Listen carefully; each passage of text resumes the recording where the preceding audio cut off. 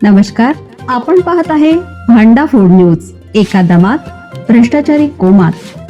Social media, कर्जबाजारी, गुन्हेगारी, सट्टेबाजी, चोरी, मटका, जुगार, दारू, सावकारशाही, न्यायाच्या प्रतीक्षेत प्रशासन. भांडाफोड न्यूज. एका दमात भ्रष्टाचारी कोमात. अहिल्यानगरमध्ये सकल हिंदू समाजाचा रास्ता रोको. महिलेच्या छळ प्रकरणी आमदार संग्राम जगताप आक्रमक. एकजूट दाखवा.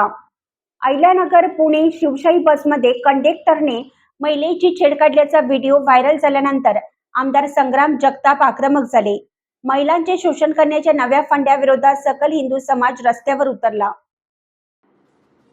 आज सकाळी कायनेटिक चौकात आमदार संग्राम जगताप यांच्या नेतृत्वाखाली तासभर रास्ता रोको आंदोलन करण्यात आले. संबंधित कंडक्टरवर गुन्हा दाखल झाल्यानंतर आंदोलन मागे घेण्यात आले.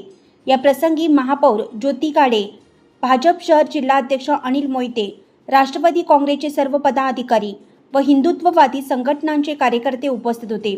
जगताप म्हणाले, आजपर्यंत आपण लव जिहाद विरोधात आंदोलने केली, पण आता नाशिकमध्ये IT जिहाद व नगरमध्ये ट्रॅव्हल जिहादचे प्रकार वाढले आहेत.